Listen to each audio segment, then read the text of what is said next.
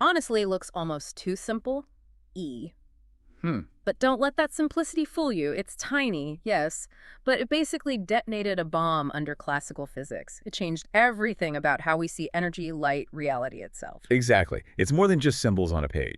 It really stands on two, well, revolutionary pillars, doesn't it? It does. First, this idea of quantization energy isn't smooth. It comes in discrete bits, quanta. And second, wave-particle duality, the mind-bending idea that light acts like a wave and a particle, and so does matter. And E-high is the perfect mathematical statement of that duality, isn't it? It connects E, energy, which feels like a particle property, discrete amount, right? Right. With 8, frequency, a classic wave property. It's the bridge. Okay, so let's unpack this. In this deep dive, we'll follow the trail of E-high. From, well, a pretty reluctant start through some incredibly bold thinking, all the way to technologies you're probably using right now. Consider this your shortcut to understanding a genuine revolution in science. We'll dig into some surprising details and see how it affects, well, everything around you. So let's set the scene. Late 19th century. Physics felt pretty sorted out, right? Oh, absolutely. There was immense confidence. Newtonian mechanics worked beautifully for motion. Maxwell's equations perfectly described electricity and magnetism. Thermodynamics seemed solid. The feeling was, we've basically figured out the fundamental laws, just tying up loose ends. But there was this nagging problem, this dark cloud, as physicists sometimes called it. Right. Black body radiation. It just didn't fit. No matter how they tried, classical physics couldn't explain the way objects glow when they get hot. And a black body, just to remind everyone, it's this sort of idealized thing. It absorbs all radiation that hits it perfectly. And when it's hot, it emits radiation too, perfectly, with a spectrum of colors or wavelengths that depends only on its temperature. Think of looking into a kiln through a tiny peephole. That light coming out. That's a pretty good approximation of black body radiation. So classical physics tried to explain this glow. They did, using statistical mechanics, applying it to the electromagnetic waves bouncing around inside this idealized cavity. That led to the Rayleigh-Jeans law. And that's where things went completely off the rails. Spectacularly so. The Rayleigh-Jeans law, it worked okay for long wavelengths, low frequencies, but it predicted something totally crazy for short wavelengths, high frequencies like ultraviolet light. It predicted that the energy radiated should just keep going up and up towards infinity as the wavelength got shorter. Infinite energy in the ultraviolet, which is just absurd. Experiments clearly showed the intensity peaks at a certain color, depending on the temperature, and then it drops off at shorter wavelengths. Exactly. This became known as the ultraviolet catastrophe. Yeah. And it wasn't just a minor error. It was a fundamental breakdown. It showed classical physics was missing something huge at the microscopic level. The old rules just didn't apply there. So the stage was set for a revolution. Who stepped up? Max Planck, a German physicist deeply rooted in classical thermodynamics. He wasn't looking to overturn physics, actually. He was initially trying to refine an existing formula by Wien, which worked pretty well for the short wavelengths, but failed at longer ones. And there's a great story about the breakthrough moment, isn't there? It sounds almost mundane. It does. Sunday afternoon, October 7th, 1900. Planck's colleague, Heinrich Rubens, an experimentalist, came over apparently for tea, some accounts say, and told Planck about his latest, very precise measurements. And the news wasn't good for the existing series? Not at all. Rubens' data showed conclusively that Wien's law failed at long wavelengths. And worse, it actually fit the predictions of the Rayleigh-Jeans law in that region, the very law leading to the catastrophe. Wow. So Planck's faced with total contradiction. What does he do? What's amazing is the speed. By that same evening, Planck had cooked up a new mathematical formula. It was essentially a clever interpolation, a kind of mathematical blend between Wien's law, good at short wavelengths, and Rayleigh-Jeans, good at long wavelengths. Yes, patch them together? Sort of. He sent it to Rubens on a postcard, and incredibly, it perfectly matched all the experimental data across the entire spectrum. But he wasn't satisfied. He saw it as just a lucky guess. Exactly. It worked, but he didn't know why it worked. It lacked a theoretical basis. So he felt compelled to derive it properly from fundamental principles. He later called this effort an act of desperation. An act of desperation that changes the world. Okay, Yeah. So what did he do in this act of desperation? He turned to the statistical methods of Ludwig Boltzmann, which, ironically, Planck had always been a bit skeptical of. And applying these methods to the energy of the vibrating atoms, the oscillators in the walls of the black body, he had to make a truly radical assumption. Which? He assumed, purely as a mathematical step initially, that these oscillators couldn't just absorb or emit any arbitrary amount of energy. Their energy exchange had to happen in discrete chunks, finite packets. He called them energy elements, epsilon. And crucially, unlike how you'd normally use these statistical methods, he found he couldn't just make these packets infinitesimally small at the end of the calculation. They had to stay finite, right? That was the absolute key. He couldn't let epsilon go to zero. It had to have a minimum size. And then came the breakthrough. He realized the size of this minimum energy packet, epsilon, wasn't fixed. It was directly proportional to the frequency of the oscillator. Ah, and that's where it comes from. That's it. A's high. That h is the constant of proportionality, Planck's constant. Incredibly small, about 6.626 times 10 to the minus 34 joule seconds. But it dictates the fundamental graininess of energy. He presented this derivation on December 14, 1900. That date is widely considered the birthday of quantum theory. But the revolutionary himself didn't quite believe it. Isn't that fascinating? Planck, for years, considered quantization just a mathematical artifice, a necessary trick to make the math work out. He deeply resisted the idea that energy itself was physically quantized in nature.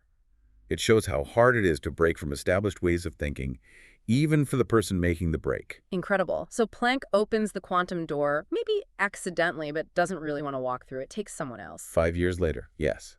A young, relatively unknown patent clerk in Bern, Switzerland, Albert Einstein. Of course. He takes Planck's energy element idea, this high, and uses it to solve a different puzzle that was baffling physicists, the photoelectric effect. Right. That's when light hits a metal surface and kicks out electrons. Classical physics couldn't explain this one either, could it? Not even close. The experimental results were completely contradictory to classical wave theory. For example, you needed light above a certain minimum frequency to eject any electrons at all. Below that threshold, nothing happened, no matter how bright, how intense the light was. Which is weird. Classically, intensity means more energy. Exactly. Also, the maximum kinetic energy of the ejected electrons. It depended linearly on the light's frequency, not its intensity. Yeah. More intense light just knocked out more electrons, not faster electrons. Okay, so intensity, number, frequency, energy. Precisely. And maybe the weirdest part. The electrons were ejected practically instantaneously, even with very dim light. Classically, you'd expect the wave energy to have to build up over time before an electron could absorb enough to escape. So another dead end for classical ideas. How did Einstein use Planck's high? Here's Einstein's genius, his truly audacious leap. Planck had quantized the energy of the oscillators in the material emitting the light. Einstein said, forget the oscillators, let's quantize the light itself. Whoa. He proposed that light doesn't travel as a continuous wave, but as a stream of discrete energy packets. He called them light quanta.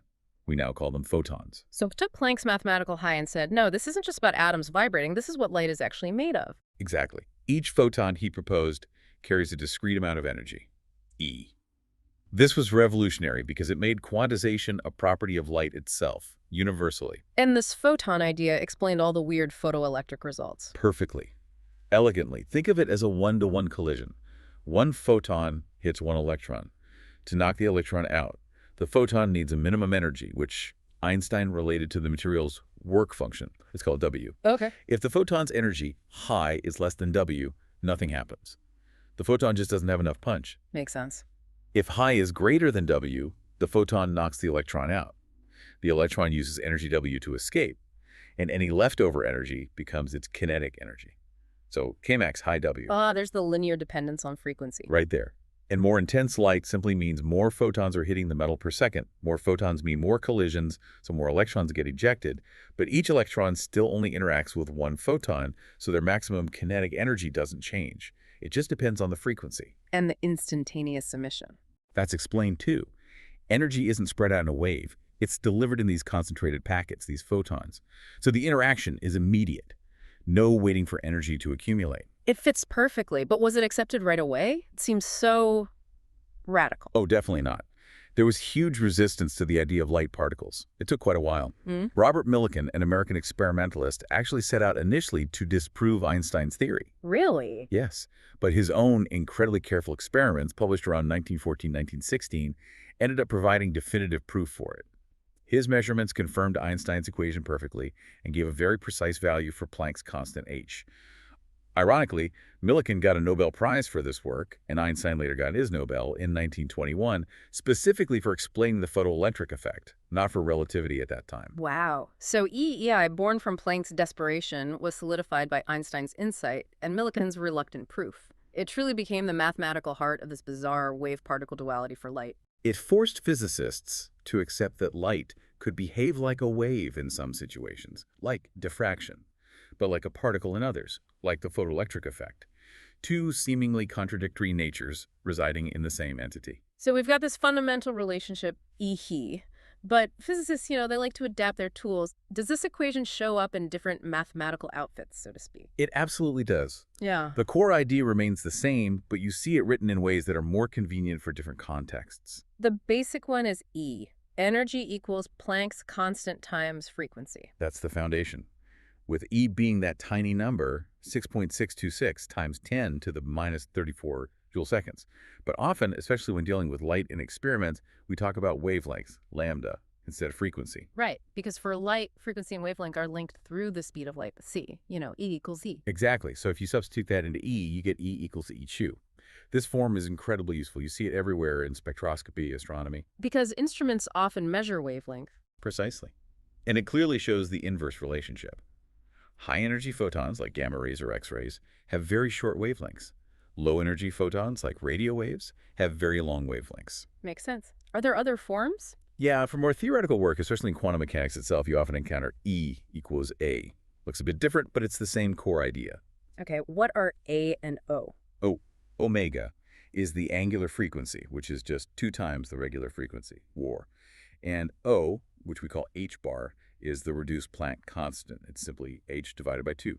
Using A and O just cleans up a lot of the equations in quantum theory, gets rid of some stray 2 factors. Got it. Now, for someone maybe doing a quick calculation or trying to get a feel for the energies involved, say in atoms or molecules, joules are kind of clunky, aren't they? They are. At the atomic scale, we often use a different energy unit, the electron volt, or EV. 1 EV is tiny, about 1.6 times 10 to the minus 19 joules. It's roughly the energy an electron gains when accelerated through 1 volt. And there's a handy trick using electron volts and nanometers for wavelength, right? A very handy one.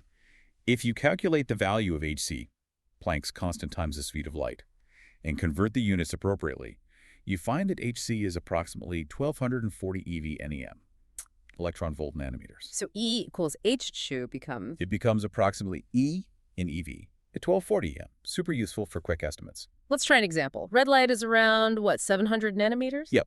So its energy would be roughly 1240-700, which is about 1.77 EV. And violet light, maybe 400 nanometers? 1240-400. That's about 3.1 EV. So violet light photons pack almost twice the energy punch of red light photons. That simple calculation, EA1240, that's basically the key to decoding light from anywhere in the universe, isn't it? It tells you the energy carried by each wavelength. It absolutely underpins spectroscopy. By measuring the wavelengths of light emitted or absorbed by something, we can figure out the energy transitions happening within its atoms or molecules, and thus what it's made of, its temperature, all sorts of things. So Planck and Einstein established this quantum rule for energy, first for oscillators, then for light itself. It really laid the groundwork. It became the bedrock principle. Quantization wasn't just some weird quirk of black bodies or metals. It was looking like a fundamental aspect of nature. And the idea didn't stop there. It got even broader, didn't it? Oh, yes. In 1924, a French physicist, Louis de Broglie, had a really elegant thought. He was inspired by symmetry. He thought, well, if waves, like light, can sometimes behave like particles. Then maybe particles, like electrons, can sometimes behave like waves. Exactly. He proposed extending this wave-particle duality to all matter.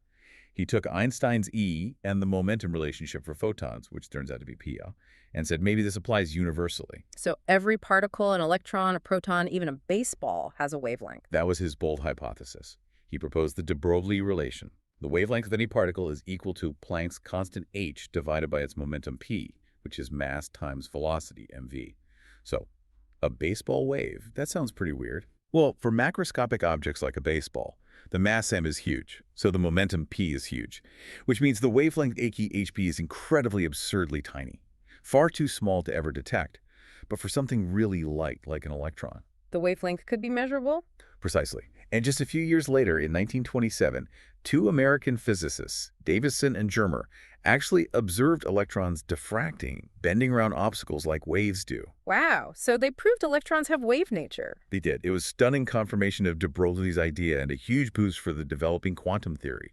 It directly paved the way for Erwin Schrödinger to develop his famous wave equation, which describes how these matter waves behave. Okay, this is expanding rapidly. Now, how does this cornerstone, E, connect with Einstein's other incredibly famous equation, the one everyone knows, E mc at? Ah, that's a fascinating connection, and it goes deep. You can actually relate them through the photon. While a photon has zero rest mass, it definitely carries energy, EHO. If you certainly plug this energy into EMCU, you could define a sort of effective mass or relativistic mass for the photon as MECE equals E.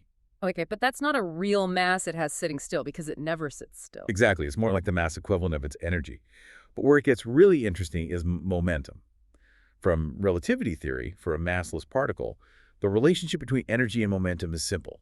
EPC, where P is momentum. So photon momentum, P equals EC. Right. And since E, the photon's momentum is P equals eq.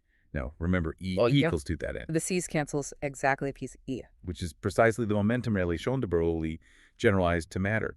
It all fits together beautifully. That's amazing consistency. But you can even push the thinking further. Some argue you can almost derive mass-energy equivalence from quantum principles. If you start with the fundamental quantum wave relations, EO and P, where K is the wave number 2, and you know that for light the wave speed is c, so s-chic, you can combine these to get EPC, and from EPC you can arrive back at the mass-energy equivalence concept, MECIO. It suggests that maybe, just maybe, EMCIG itself isn't fundamental, but rather a consequence of the universal wave-particle duality described by quantum mechanics. Whoa, so the most famous equation might actually stem from the quantum rules. That flips the usual narrative. It's a profound implication, suggesting an even deeper unity between relativity and quantum mechanics, rooted in this wave-particle nature of everything. Okay, so the theory is beautiful, consistent, mind-bending, but where did it first really prove its power in explaining the previously unexplainable? One of the earliest and most stunning successes was explaining atomic spectra. You know how different elements, when heated in a gas, glow with very specific sharp lines of color, like a unique barcode for each element? Right. Sodium lamps are yellow, neon signs are red. Exactly. Classical physics had absolutely no explanation for why atoms only emitted or absorbed light at these discrete frequencies. Why not a continuous rainbow? So how did quantum theory, using E, solve this? Niels Bohr, in 1913, building on Planck's and Einstein's ideas, proposed a model of the atom where electrons could only exist in specific orbits or energy levels, E1, E2, E3, and so on. These levels were quantized. They couldn't just be anywhere. No. An emission or absorption of light happened when an electron jumped between these allowed levels. If an electron fell from a higher energy level, E2, to a lower one, E1, the atom would emit the energy difference as a single photon. And the energy of that photon would be? Precisely, E2, E1. And since the photon's energy is E, then E2, E1, or E2, E1, the frequency is determined by the energy gap. Exactly. Bohr's frequency condition. It perfectly explained why atoms have discrete line spectra. Each line corresponds to a specific allowed jump between two quantized energy levels. It was a massive triumph for the early quantum theory. And Einstein contributed here too, didn't he, beyond just the photon concept? He did. In 1916, he analyzed the statistics of these transitions, introducing the concepts of spontaneous emission, an electron just falling on its own, stimulated emission, an incoming photon triggering an identical emission, and absorption. All these processes were governed by Bohr's E rule. It became the universal language for spectroscopy. Okay, so atomic spectra were a huge win. But you mentioned earlier that the definitive proof of the photon having particle-like momentum came later. Yes, that was Arthur Compton's experiment in 1923. The photoelectric effect showed light energy comes in packets, but Compton showed convincingly that these packets also carry momentum, like tiny billiard balls. How did he do that? He scattered high-energy X-rays off electrons in a target material, like graphite. According to classical wave theory, the scattered X-rays should have had the same wavelength as the incoming ones, just maybe less intense. But that's not what he found. Not at all. He found that the scattered X-rays had a longer wavelength, meaning lower energy, than the incoming ones, and crucially, the amount of this wavelength shift, the Compton shift, depended directly on the angle at which the X-ray was scattered. Longer wavelength means less energy, so the X-ray lost energy in the collision, like a billiard ball hitting another. Exactly like that. Compton treated the interaction as a perfectly elastic collision between two particles, an incoming photon and a stationary electron. He applied the laws of conservation of energy and conservation of momentum, using E for the photon's energy and, crucially, P5 for its momentum. Using the momentum formula, too. Yes. And doing the math, he derived a formula that predicted precisely how the change in wavelength should depend on the scattering angle. His formula was echo, where me is the electron mass. And did it match the experiments? Perfectly. The agreement was stunning. It was undeniable proof that photons behave as particles carrying both discrete energy and discrete momentum. Game over for purely classical light waves. Okay, we've seen the theory develop, the math, the experimental proof. Let's bring it home. How does this fundamental E principle translate into technologies we use every day? What does this quantum rule actually do for you? Well, a fantastic example is the laser. The name itself, laser, tells the story. Light amplification by stimulated emission of radiation. Stimulated emission, that was Einstein's idea, right? Exactly. In a laser, you take a material with specific atomic energy levels, you pump energy into it, exciting many atoms into a higher energy state, E2. Then a single photon with exactly the right energy, high equal E2, E1, comes along. The energy matching the gap. Right. This photon doesn't get absorbed. Instead, it stimulates an excited atom to drop back down to E1, emitting a second photon that is absolutely identical to the first one, same energy, same phase, same direction. So one photon becomes two, two become four. A cascade. You get this massive amplification of identical photons, creating an intense, coherent, monochromatic beam of light. And the specific color, the frequency, is entirely determined by that energy gap. Through E, change the material, you change the gap, you change the laser color. Okay, lasers make sense. What about LEDs? They're everywhere now. Lighting, displays. Light-emitting diodes, they're semiconductor devices. Basically, you use an electric current to push electrons into a region where they can recombine with holes, places where an electron is missing. And when they recombine? They fall from a higher energy state in the conduction band to a lower energy state in the valence band. This energy difference is called the semiconductor's band gap. E-gap. Let me guess. Yeah. Yep, the energy difference is released as a photon, and the photon's energy is ephoton, E gap equals high. So the color of the LED depends directly on the band gap of the semiconductor material. Precisely. Engineers can choose materials with specific band gaps, gallium arsenide phosphide for red, orange, yellow, gallium nitride for blue, green, white to create LEDs of virtually any color. It's all designed around E high. Fun fact. You can even run an LED in reverse in a simple physics lab, shine different colored lights on it, measure the voltage it produces, and actually estimate Planck's constant. That's cool. Okay, one more major one. Solar cells. Photovoltaics. A perfect example. Solar cells are essentially the photoelectric effect put to work on a massive scale. Light comes in, electricity comes out. Right. A photon from sunlight carrying energy high hits the semiconductor material in the solar panel. If that photon's energy, high, is greater than the material's band gap energy, E gap, It can knock an electron loose. it excites an electron, promoting it from the valence band to the conduction band, creating a mobile electron and a hole. This separation of charge, guided by the internal structure of the cell, creates an electrical voltage and can drive a current. And the efficiency must depend on that band gap, right? Matching it to sunlight. Absolutely. You want a band gap low enough to absorb most of the photons in sunlight, but high enough to get a decent voltage.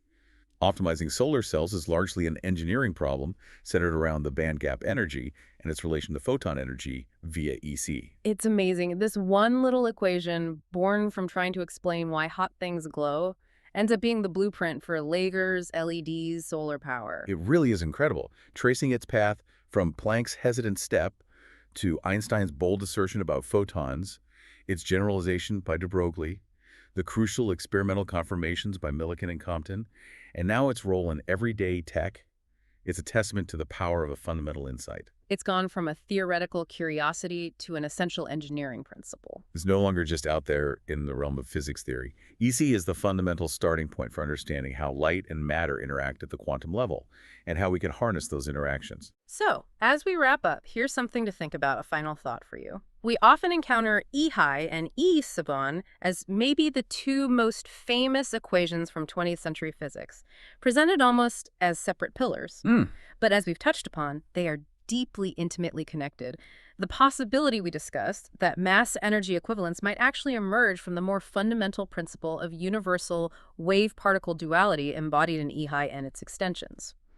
Well, that's profound. It suggests a deep unity. It really does. It invites you to consider reality not just as described by these equations, but perhaps as defined by them. How the very nature of energy, mass, light, and matter might all be woven together through this quantum tapestry that started with E. Something to mull over.